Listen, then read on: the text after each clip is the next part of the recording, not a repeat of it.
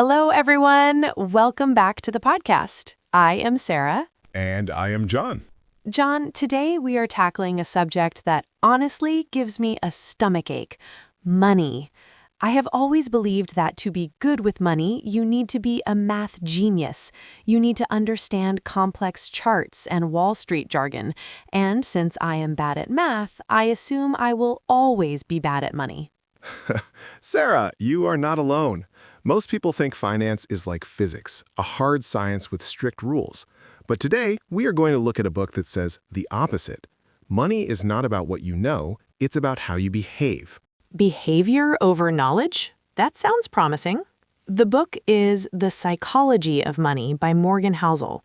It's become a modern classic very quickly. John, before we get into the details, can you give us the 2-minute drill?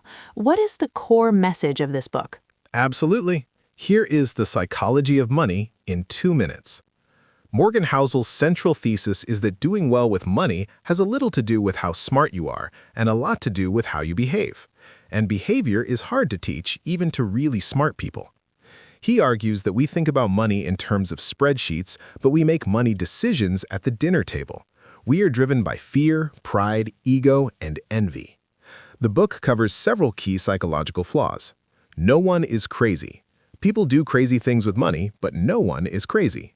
Your view of money is shaped by when and where you were born. If you grew up in poverty, you treat a dollar differently than if you grew up wealthy. Luck versus risk. We underestimate how much luck plays a role in success. We try to copy billionaires like Bill Gates, forgetting that they had 1 in a million luck. Getting wealthy versus staying wealthy. These are two different skills. Getting wealthy requires risk and optimism. Staying wealthy requires fear and humility. The magic of compounding. Our brains cannot understand exponential growth. We expect linear progress, but money grows exponentially. Warren Buffett is rich not because he's the best investor, but because he's been investing since he was 10 years old. Time is the secret ingredient. Ultimately, Housel says the highest dividend money pays is freedom. It's not about buying a Ferrari, it's about controlling your time. True wealth is what you don't see. It's the money you saved, not the money you spent. Wow. True wealth is what you don't see. That is a very different way to look at it. We usually judge wealth by what we do see: cars, clothes, houses. Exactly. And that brings us to one of my favorite concepts in the book, the man in the car paradox. The man in the car paradox. What's that? Sarah, imagine you're walking down the street. You see a bright red Ferrari drive by. It's beautiful, it's loud. What's the first thing you think? I think, wow, look at that car. It's amazing. And maybe I imagine myself driving it. I would look so cool in that car. Exactly. But do you look at the driver? Do you care who is driving? No, I don't even notice the driver. I just see the machine. That's the paradox. The man in the car thinks, everyone is looking at me. They think I'm special. They think I'm rich. But the truth is, no one cares about the man. They're only looking at the car and imagining themselves in it. He bought the car to get respect and admiration, but the car doesn't bring respect. It just brings envy. That's so tragic. He spent $300,000 to be admired, and he's invisible. Yes, Housel says humility, kindness, and empathy will bring you more respect than horsepower ever will. This connects to the definition of rich versus wealthy. Aren't they the same thing? No. Rich is current income. It's visible. If you drive a $100,000 car, I know you're rich, or you have a lot of debt. Rich is loud. Wealth is hidden. Wealth is the money you did not spend. It's the option to buy something later. It's freedom.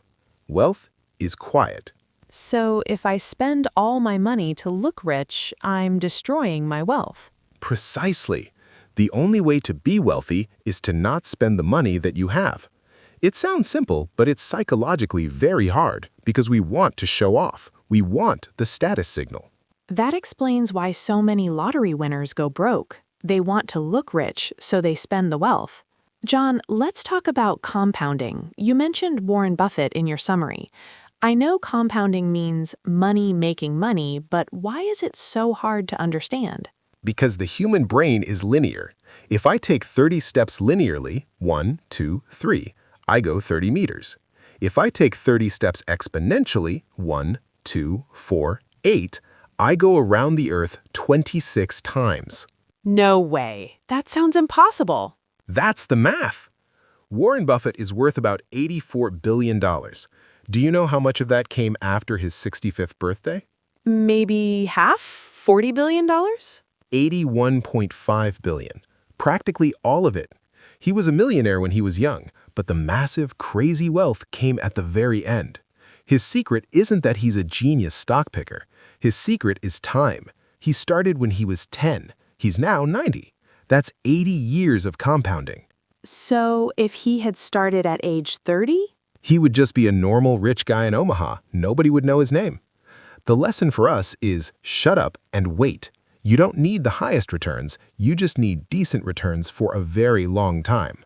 Don't interrupt the compounding. Don't interrupt means don't panic when the market crashes. Exactly. This is where getting wealthy versus staying wealthy comes in. To get wealthy, you need to be optimistic. You need to take risks. To stay wealthy, you need to be paranoid. You need to be scared that it can all go away. Paranoid? That doesn't sound fun. It means you need a margin of safety. If you have a plan and the plan requires everything to go perfectly, you have a bad plan. You need room for error. You need room for bad luck.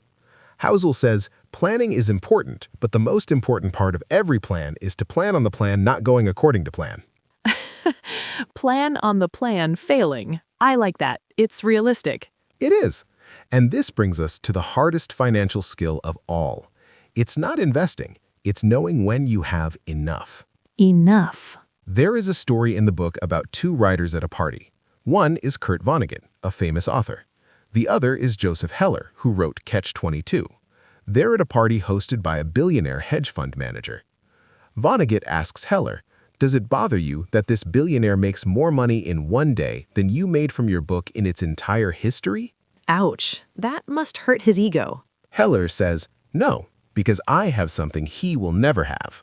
Vonnegut asks, "What?" Heller says, "Enough." Silence. Wow. That gives me chills.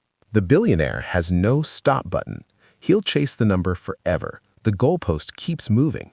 If you cannot define enough, you'll never be happy. You'll always be comparing yourself to someone richer. There's always a bigger fish. But John, how do I find enough? Does it mean I stop working? No, it means you stop taking unnecessary risks for money you don't need. If you have enough to be happy and secure, why risk it all for more? Why risk your reputation? Why risk your family? As Housel says, there's no reason to risk what you have and need for what you don't have and don't need. That is profound wisdom. It's not about the number in the bank. It's about peace of mind. And that leads to the ultimate goal of money. It's not cars, it's not houses, it's freedom. The ability to do what you want, when you want, with who you want, for as long as you want. That is the highest dividend money pays. Freedom. So if I buy a smaller house, but it means I can work a job I love instead of a high-stress job I hate, I'm actually wealthier. Yes, you bought freedom. If you buy a huge mansion but you have to work 80 hours a week to pay the mortgage, you are poor. You have no time. You're a slave to the house. Control over your time is the greatest currency. John, this book makes me feel so much better.